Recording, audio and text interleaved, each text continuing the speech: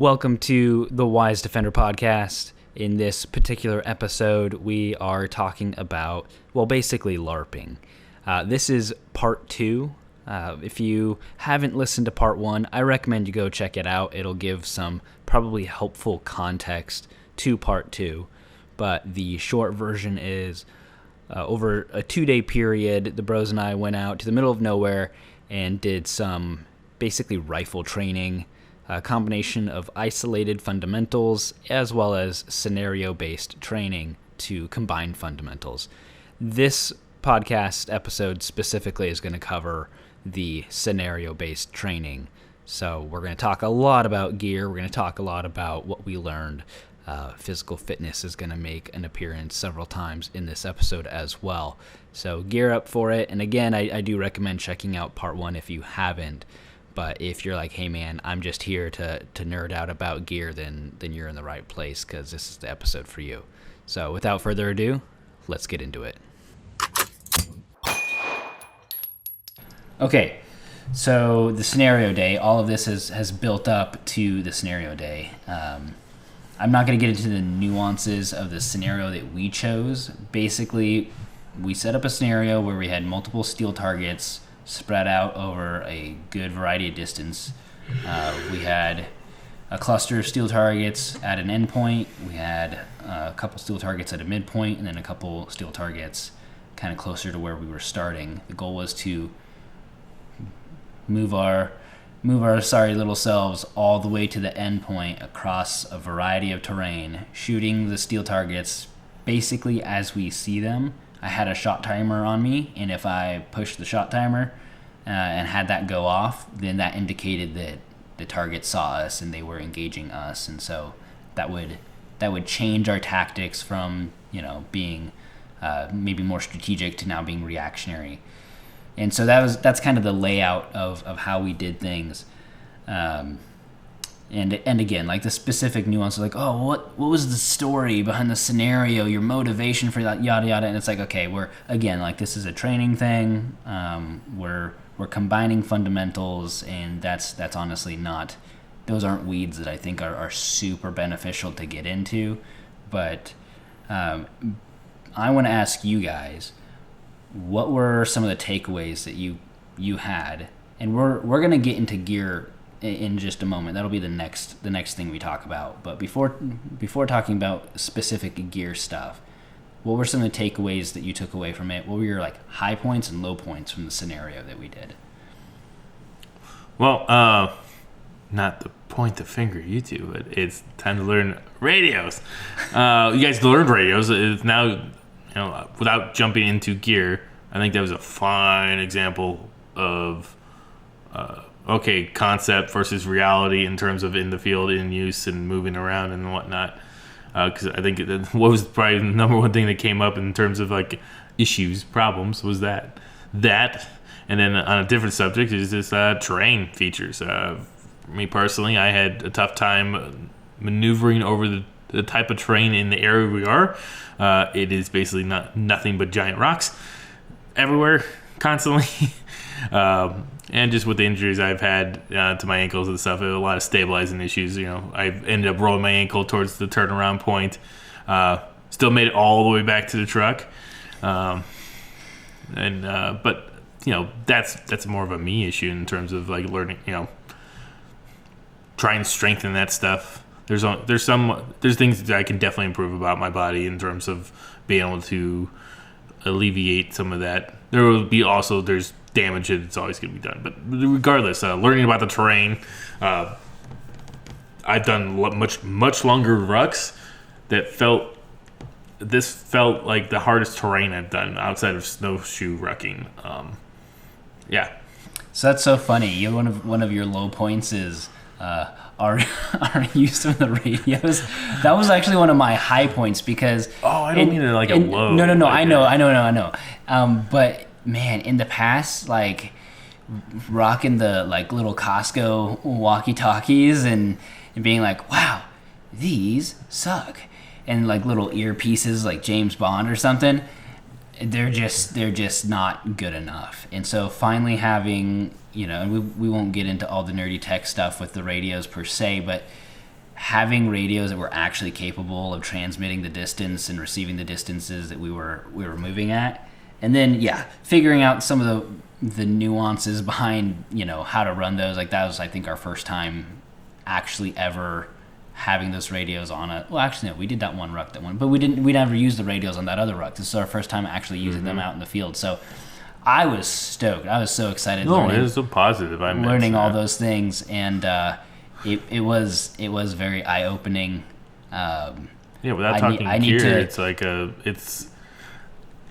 it's one of the best learning experiences. Honestly, from that is like, oh wow, okay, this is a perfect example of the fundamental reasons why you train in your gear. Yeah, there's definitely some things I need to change about, again, without getting into gear. There's definitely things I need to change to optimize some of that stuff. But Chad, what were some of your high points? I've kind of already mentioned it in terms of like the previous day of learning how to shoot longer distances than I have, understanding my holds, and then applying those in that scenario. I think every shot I took with you, where we're timing off, countdown and then taking different targets, we were hitting first shots. And it's great. It's a great feel, that little endorphin hit, that steel noise, ding. Oh, right. Even when you hear a ding ding. Oh. Yeah. That was one of the highlights for me too, because we didn't on the day prior, we didn't practice synchronizing our shots, and it was just kind of something like in the moment we were like, hey, let's do this, and it worked out very well. Yeah. That was really fun. Jansen, what about yourself? Highs and lows. Yeah, I would say a highlight would be the fact that we had the intention and the willingness to actually do something like this, because it was not easy. Mm-hmm. And doing things that are hard for the first time can be quite sobering and humbling, and that doesn't necessarily always feel great, but I'm just proud that we were willing to kind of push through, work through the difficulties that we had. So I think that was a good, like, the whole thing was just a great high. But I think the comms thing, that gave me the fizz, man. You were visibly frustrated many times. I was very frustrated with my comms, but when it worked, I was incredibly giddy. And for those who carry, for those who have firearms, the comfort that you have, that you get from carrying a firearm, I got that same comfort from comms. It was just additive to that. I just felt that much more confident and secure, where I'm like, I can now communicate and I don't have to scream, and I can be at distance and I can just very easily communicate information.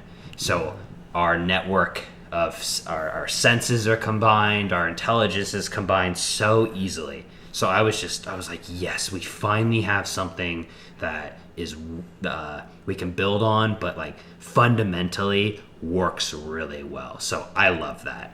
The low, my red dot was really frustrating me.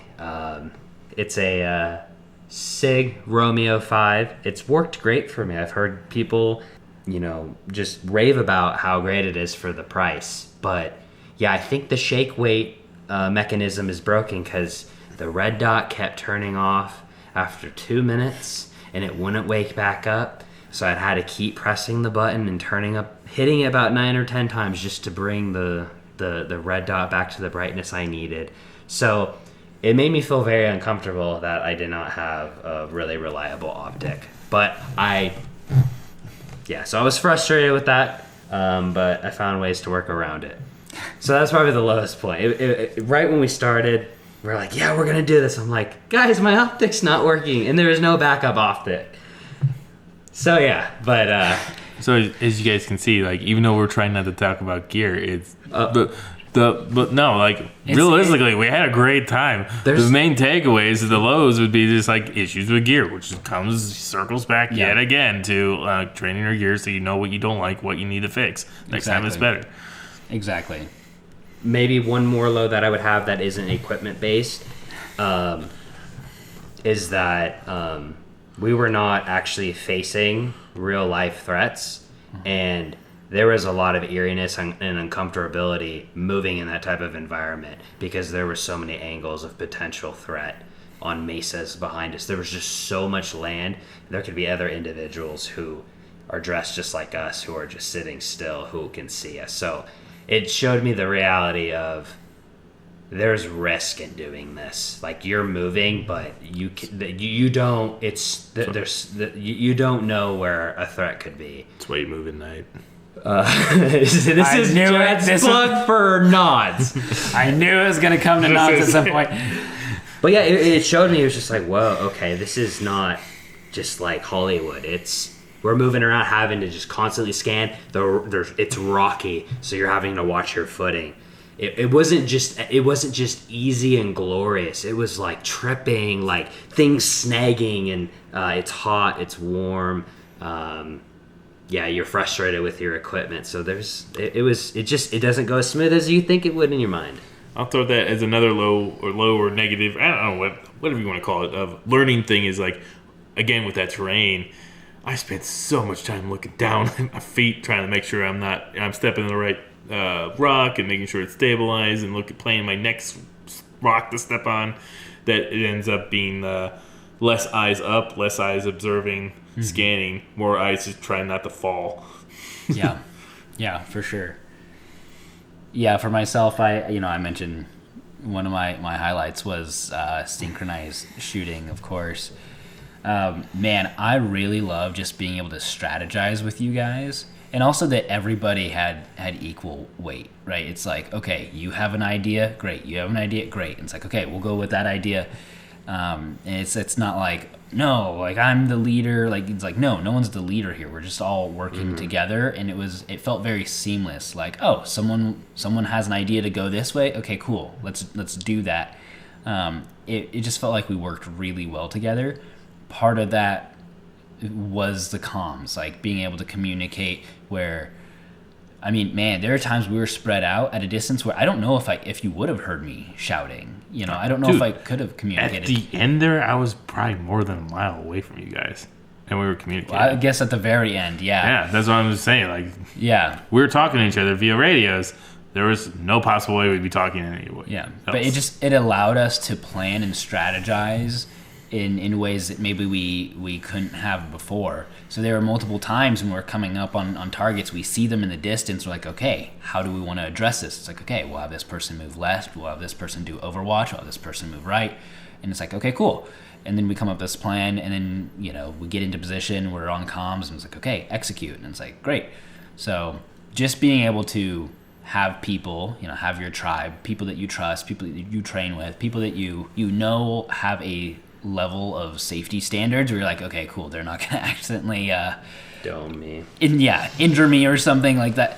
You have that level of trust, so you can really just focus on accomplishing a task and planning, and just seeing how that worked. And again, like we're civilians who desire to be well trained and well prepared, so we're not coming in saying like, oh, we have all this tactics background. Like, we really don't. We're just doing the best we can with what we currently have today, not the best we have what we have tomorrow or 5 weeks from now or 5 years from now. No, today, what can we do?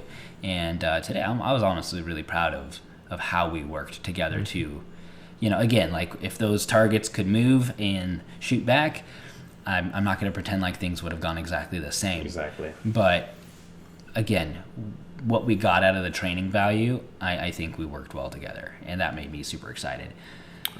You forgot a high for yourself, man. What? Your first wilderness poo. I'm not sure we're going to keep this in the podcast, but yes, this was the first time. Mentoring Chad. This was the first. I walked him through it. He wasn't there with me. They held hands. Chad didn't look. He looked away. But. Yes, it was my first time, and I'll admit I was nervous, but it was actually prevailed. It was very liberating. So 10 out of 10 would recommend. Dropping weight mid-ruck. That was honestly the best part of it. Going into it, I'm like, oh my goodness, I feel so free now. Oh, good gravy. Okay, So yes, Chad, you're completely right. Not about the poo thing. You're completely right about gear can be the contribution to a lot of lows when it comes to this stuff. Let's talk about gear, because there are going to be some people who are listening to this who want to know, what gear did you have? What worked? What didn't? Man, maybe sometime we save that for another podcast, because we could spend hours talking about the nuance of what type of chest rigs, what type of this, what type of that. But high level, whatever sticks out the most in your mind, in what ways are you rethinking your gear after today? Okay, so for me, it's gonna be probably a little less in terms of You've done a lot of rucking. I'm not by any means some crazy rucker or anything, but I've gone over the last 2 years. I've done a lot of rucking, both just short stuff within public places with individuals, and then my greatest accomplishment I've done so far. It was just a 21 miler, and that was the hardest thing I've ever done in my life. So each time one of those, I've adjusted my gear. So this time around, it wasn't as much of that. It's a little thing. I lost a glove today. Why? You did? I didn't know that. Because I didn't have somewhere to put. I didn't want to. Decided I didn't want to wear them anymore, and I hate sticking them in my pockets because they just awkwardly don't fit.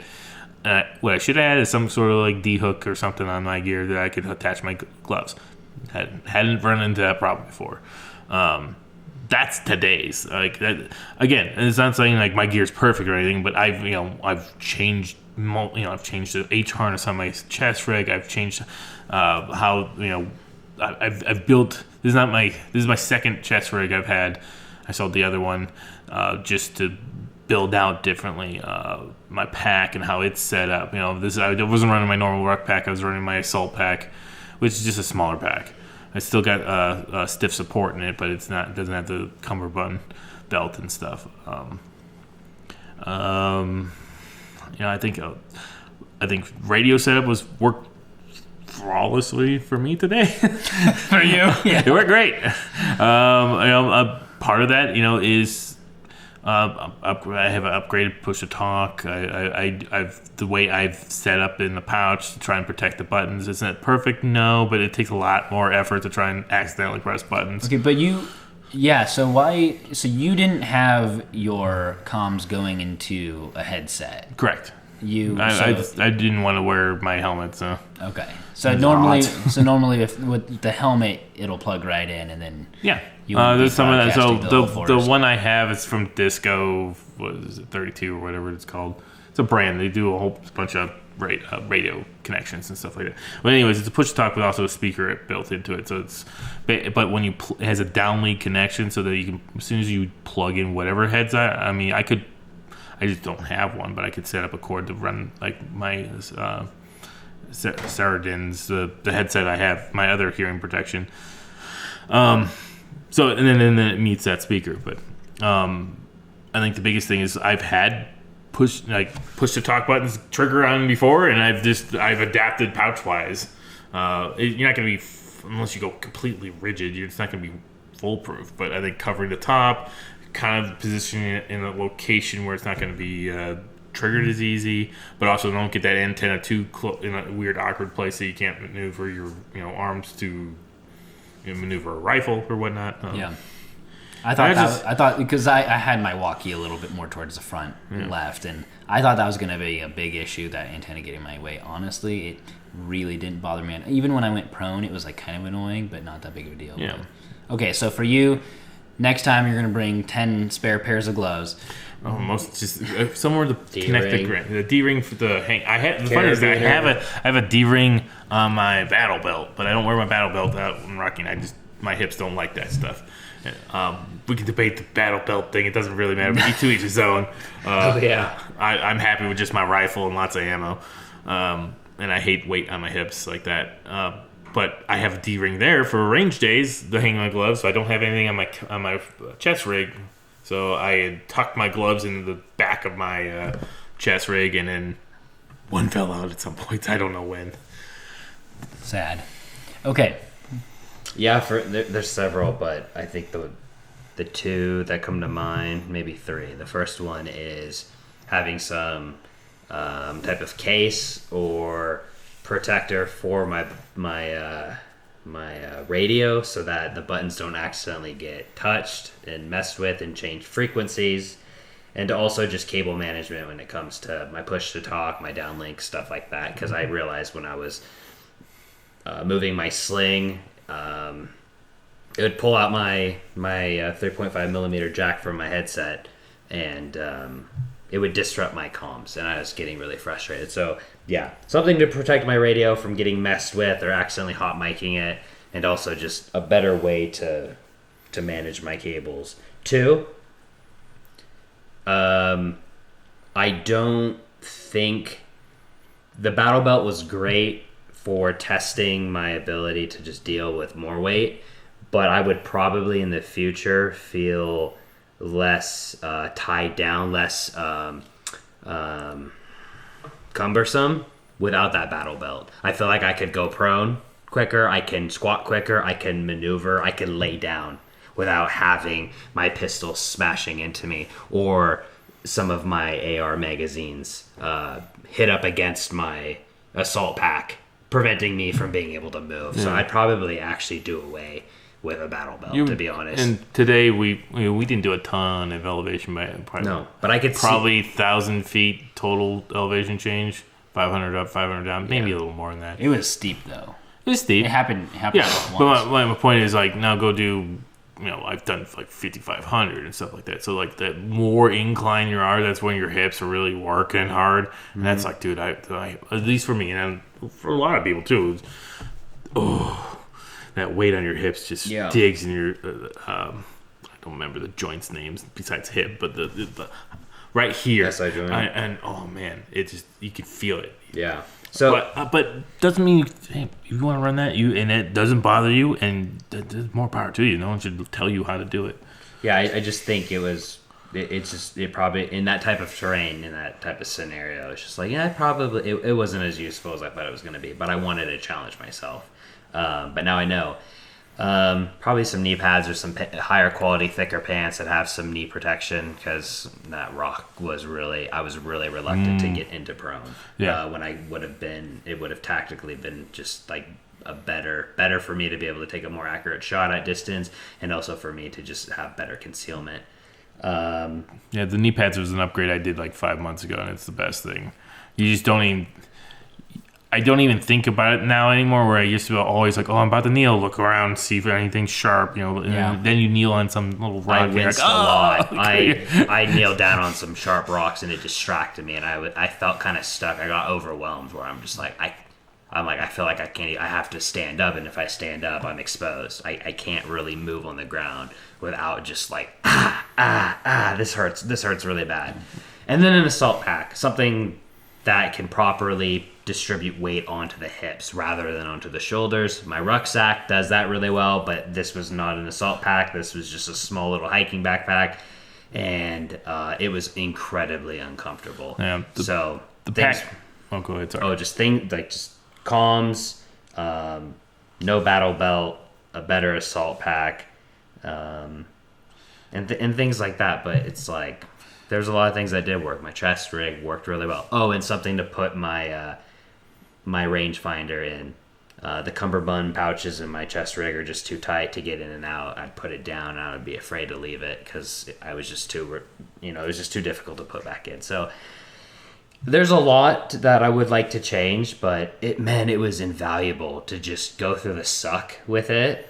And it's just like, I'm just out there pulling out my phone, making a list of like, change this, change this, change this, change this. So yeah, it was great. That's awesome. For me, one piece of equipment that I'm definitely rethinking that I didn't even take with me on the scenario, AR-10, the hex mags, I cannot stand them. So even with the mag pulls, you may have the occasional round pop out the top of your mag, especially if you're shaking around. Like an AR-15 mag, 30-round AR-15 mag, you don't really have that issue. Unless you just like smack the bottom of the mag, sure, you can get around to jump out of the mag. The AR-10 mags, the mag pulls, it'll just like, in your case, maybe If you're driving on rough roads, you'll get a couple that pop out. But I swear, the hex mags, they want to come out of that thing. they you can't keep them in there. Seriously, I had one mag. It was a 20 rounder. Half of the mag emptied in the case.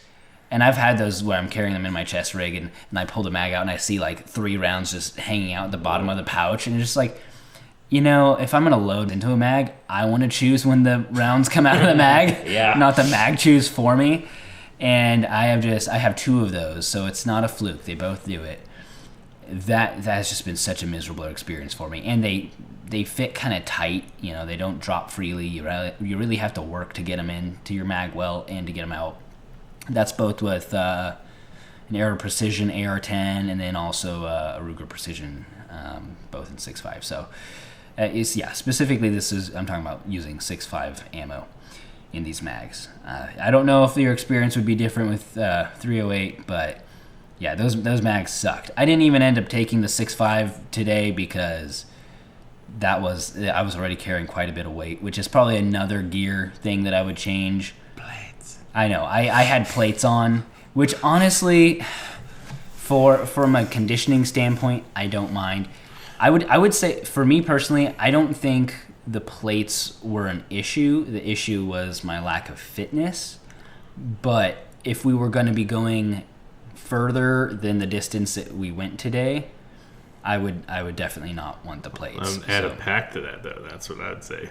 Yeah, I didn't today plus 25, 30, 40 pound pack on your back. Yeah, I didn't really have a pack. I mean, again, the setup that I had was not a long distance traversing pack or setup. It was, I don't know, I guess you'd call it more of an assaulter. It's like, okay, we're gonna get in, we're gonna accomplish something, we're gonna get out.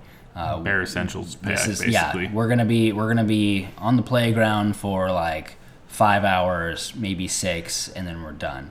So that's my setup. But yeah, honestly, I was pretty happy with most of the gear that I was running. I did have radio issues. The very small tactical Taylor pouch that I had for my radio that was kind of expensive, but it was super cool because back when I got it, it's like, ooh, brand name. It's not up to snuff. I mean, all the buttons are exposed and like settings are getting changed on that thing when you're walking and your gun's kind of bumping up against it, and so that bit me in the butt a couple times. The only other thing for me that was It wasn't an issue when we were actually engaging the steel targets, but there was one time we got to the top of the mesa and I took some shots just to kind of see how far I could push the 5.56, and my Geisley trigger bump fired, and it's done this multiple times before. It's one of the that? I didn't know that. Oh yeah. If you watch carefully, you'll see it happen occasionally where it just spits out you pop, like, 2 or 3 expert rounds. 2-shot run. Boom. No, that's. I remember that scenario. I just like, ooh, that was a fast trigger pull. Yeah, that was also like 20 yards down. So. Yeah, it was not a fast trigger pull. It's a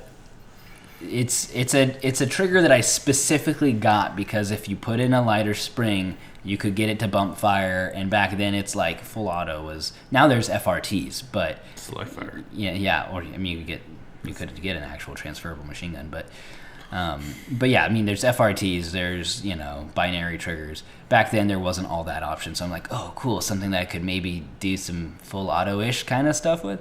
I hate it. It's so bad because when you're on the bipod, like if you have some movement, like you're just stabilizing against something, it's fine.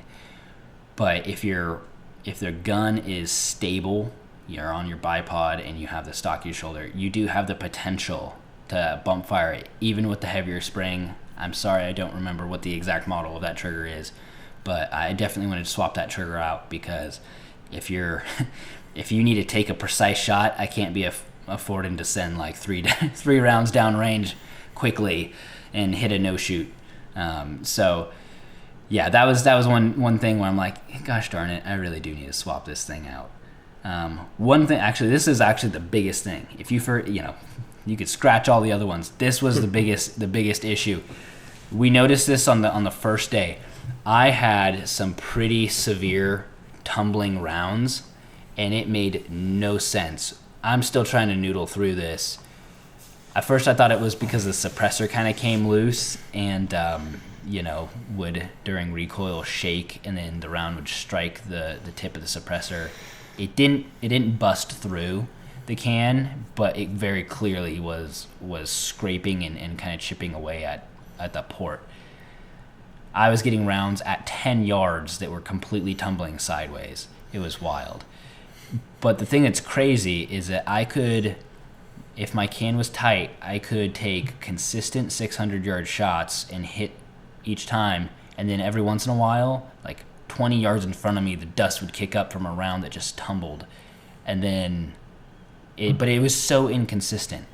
I swapped out to a different can. I tightened it down. It did not come loose the entire time, and it still ran into that issue less frequently, but it still happened occasionally. So that's one that I'm gonna have to mess with. I don't know if it's a rifling issue in the barrel. Maybe it is. You try to do different types of ammo as well. Yeah, it did it with the 55 grain Remington, and then it did it with the 77 grain AAC. On 2 different suppressors. Both suppressors are 30 cal cans with 5.56, so there's a little bit of extra margin there to prevent baffle strikes. That's specifically why I like those cans on the 5.56. Also a little bit less back pressure as well. But yeah, so weird stuff. That one I don't have a lot of clarity on, like, oh, I need to do this to fix that. That's just going to take some poking around and investigating. If any of you have thoughts, please leave it in the comments. But I think it's going to take just a trip to the gunsmith to deal with that. Any other gear things before we move on? No. Okay. We're going to wrap up here pretty soon. I just want to ask you guys, what role does fitness play when it comes to using a firearm proficiently in a dynamic environment? I mean, it's everything in a dynamic. It's one thing if you're sitting in a stall at a shooting range. Yeah, it doesn't matter much at all. Maybe some upper arm strength to hold the gun up, control recoil. But when it comes to like being dynamic, running around, I mean, yeah, it's just like any kind of. It's whether you're playing soccer or running and doing bounding drills. Your body's moving. Yeah. So, fitness, health, weight, all that stuff plays a factor. Yeah. When you're playing this scenario, when you're doing distance, you're carrying a lot of weight. It's hot. It's traversing terrain. You're doing a lot of things. Physical activity. Ask us, how you guys feeling right now? Pretty sore and tired, right? Yeah, it's physical activity, Yeah. So it's very important. Thankfully, I was able to do, I was intentional with some conditioning before coming here. And I've been doing some physical therapy, so I'm not as sore as I would have been, which I'm grateful for. But I would say physicality, to answer your question, physicality is not everything, but it is foundational. It is absolutely foundational. You are no good of a shot if you are fatigued and you can't hold your rifle steady. It does not matter how Gucci your gun is. It doesn't matter how great you are on the flat range when you're not fatigued. You can get hurt. You can get exhausted. You can trip over rocks. Roll your ankle. Things become more miserable the less physicality you have, and the more dangerous things become. So you get sloppy too. Very sloppy. You make decisions that are unsafe for the person standing to your left because you're like, oh, my arms are tired. I don't want to hold the rifle in a safe way, and so you accidentally muzzle people. Yeah, you're just like, I'm not going to move it like this. I'm just, I'm too tired to high port. And then you just sweep it mid whatever that is. It's not even an intentional choice. No. It's just you're so exhausted. Yeah, you're just so exhausted that you just kind of forget. Mm-hmm. Yeah. So compromises. Physicality is foundational. Yeah, that's one thing that it's like I already knew it, but it just was even further pushed to the forefront of my mind where there were shots that I could have made if I had more upper body strength, more arm strength. Mm-hmm. And I'm like, okay, that's one area that I personally want to improve because we walked that whole way. My feet weren't really getting tired until like the very end, you know. And even that, I could have pushed through that and we could have kept going. The thing that for me was more detrimental, might be a little exaggerating, but maybe not, was just, very quickly my arms getting fatigued to the point where getting my optic up to my eye and keeping it there when I'm like, ooh, I should be looking in this direction. And it's like, wow, I cannot do this for very long at all. And then even when I am doing it meaningfully, it's just my performance is immediately dropping after having done this for the past half hour and moving. And then at that point, you just don't recover as quickly. So, yeah, for me, it's definitely upper body strength.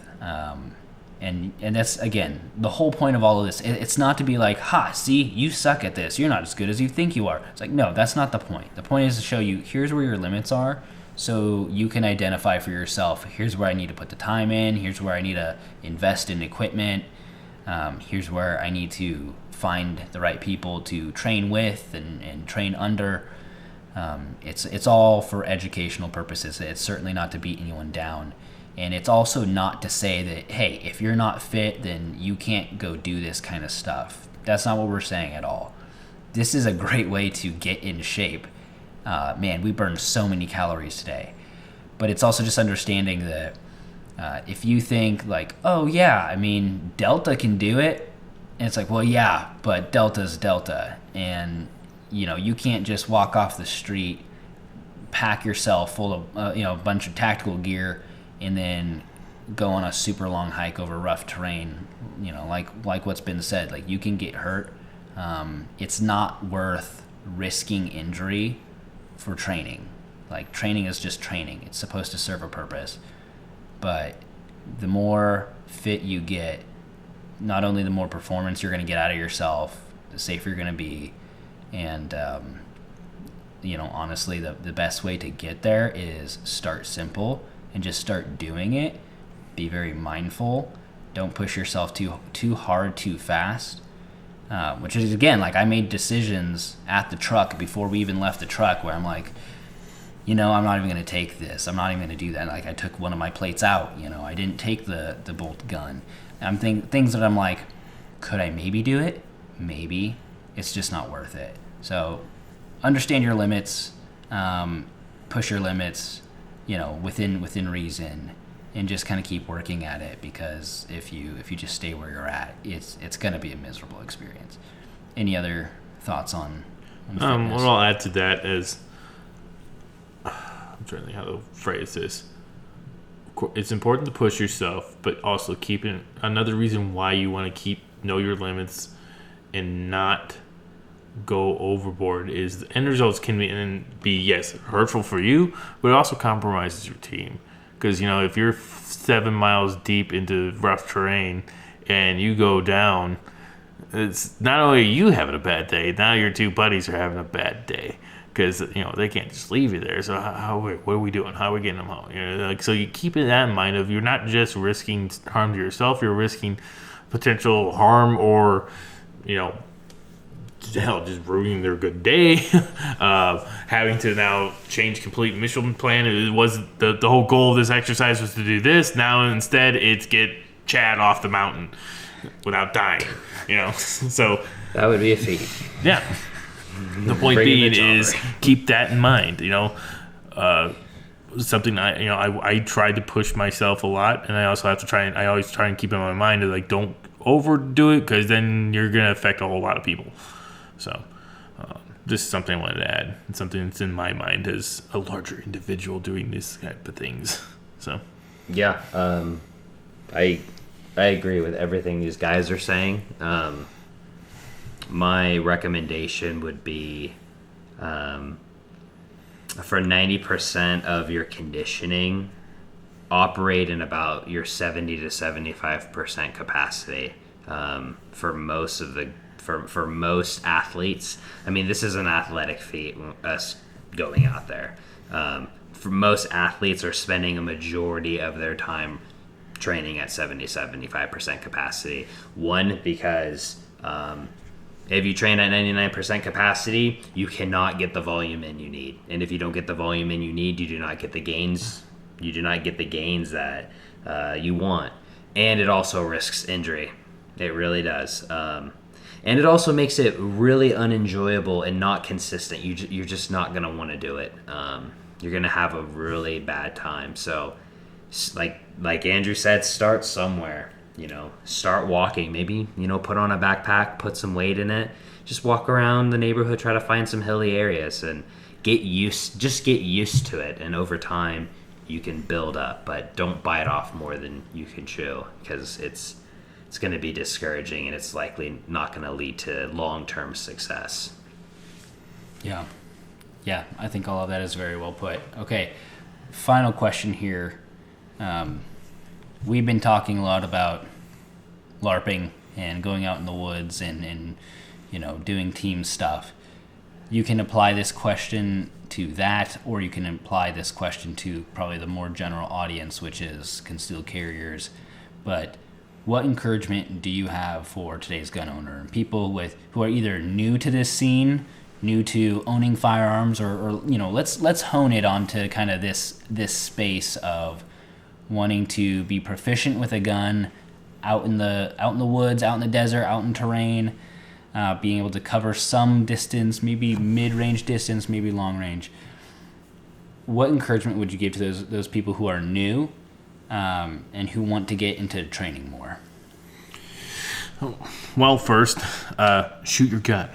That's like I was mentioned at the beginning of this podcast. There's so many Americans who buy guns and don't shoot them, or they shoot them once at range, buy it and then it goes in their nightstand, and it's there for when the boogeyman comes in the middle of the night, and they never shoot. Very little do they know that go ahead, go make a 20-yard shot with your pistol that you never shoot.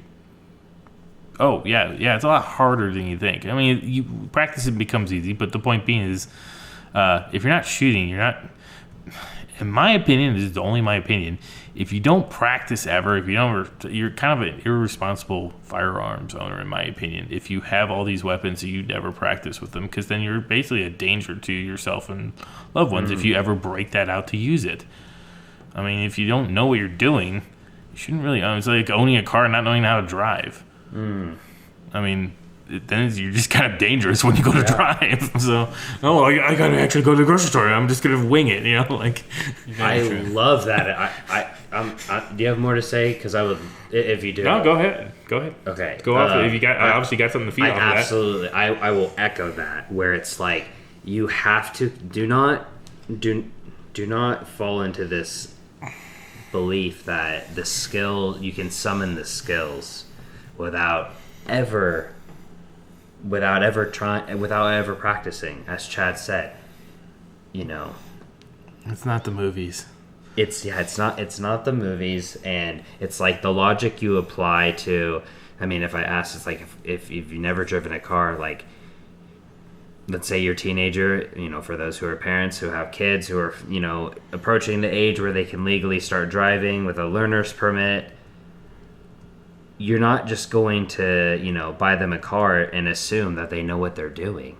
So why would you assume the same with firearms? It's a piece of machinery, and it needs to be trained. So, and I gently expose this, not to to shame you, but to just help you see that the logic of I'll be fine. Really, you don't. That's not consistently applied in many areas of life. So. Just having being consistent with that type of understanding of, okay, just because I own it, that doesn't mean I'm going to know how to use it, or just because I've seen other people do it, or just because I've thought about it. You have to actually do it. And you don't have to spend all the money in the world in order to get proficient with a firearm. There's a lot of drills you can do at home. There's a lot of dry fire drills. Andrew, I'm assuming, is going to be making great content with being able to, show you what kind of things you can do at home without ever having to spend money on ammunition. Tons of dry fire drills. And there's ways to gain we learned during our trip, or during our rifle fundamentals, intermediary fundamentals, where it's just like we didn't use an immense amount of ammo, and we gained a lot of insight. And it was it doesn't need to be cost prohibitive.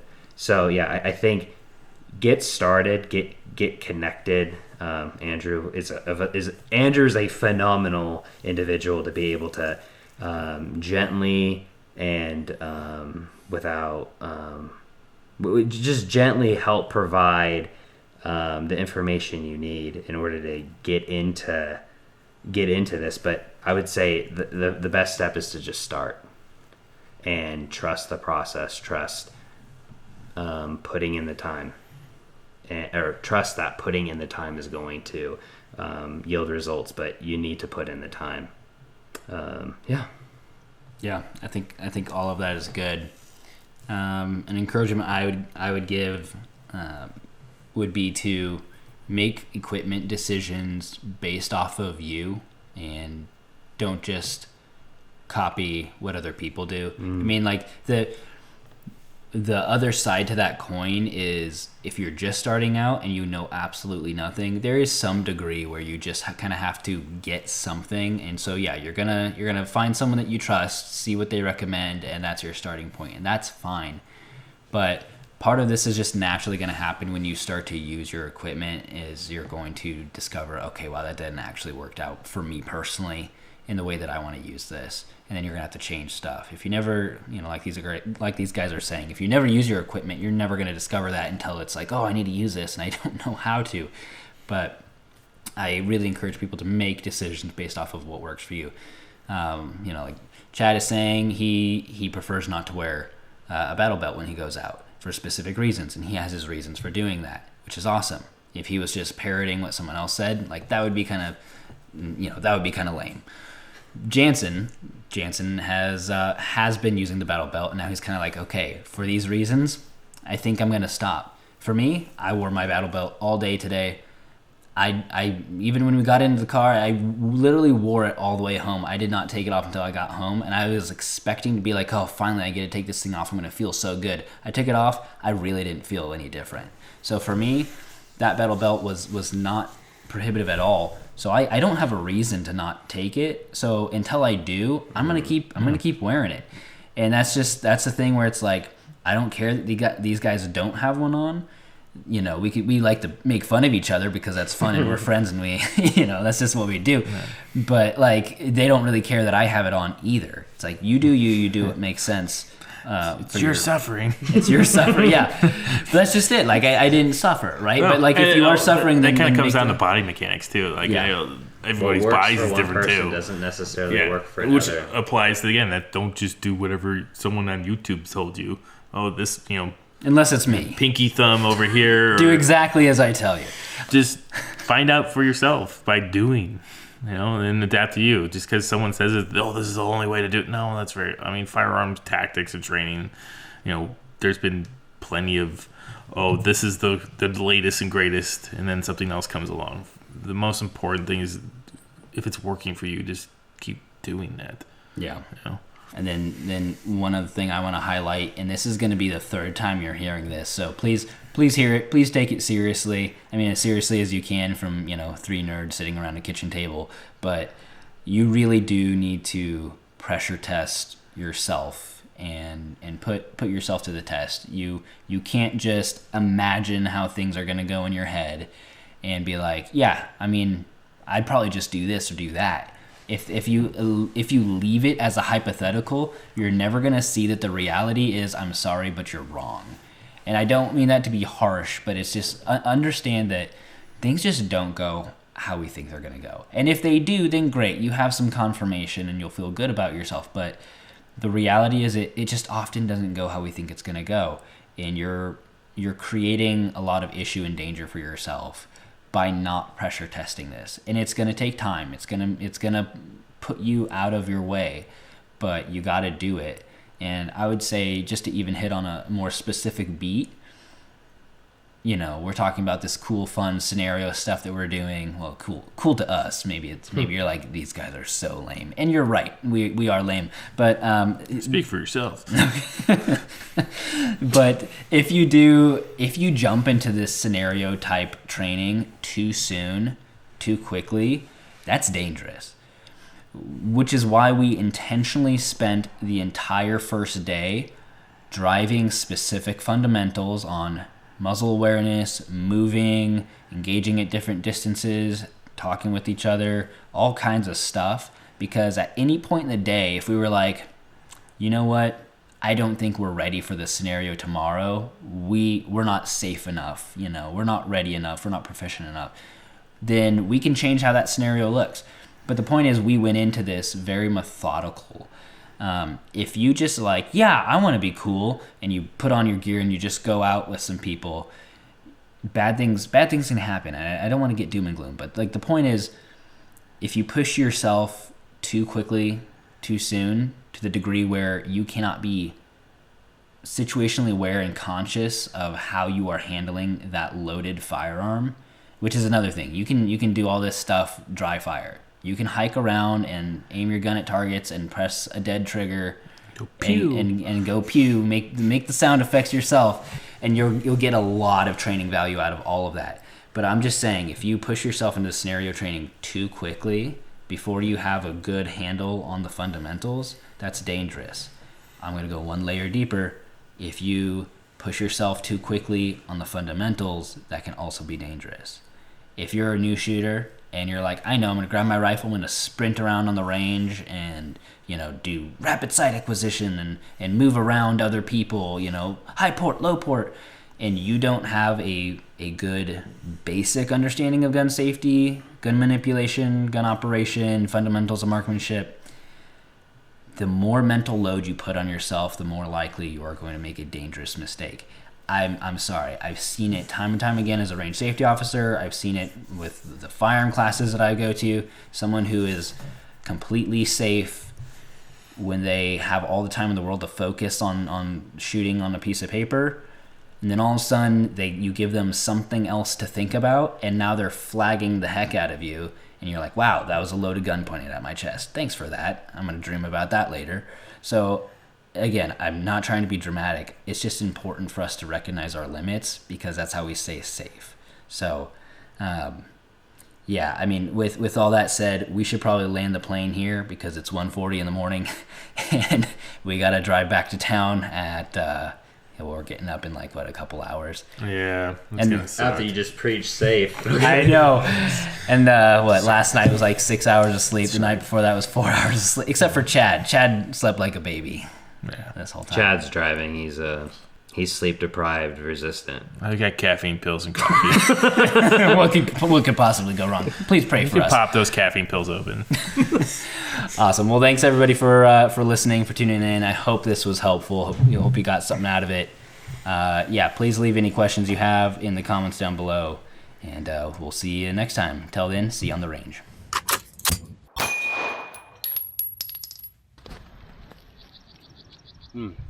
Oh, dang. Why does that remind me of a fruit roll-up? Dude.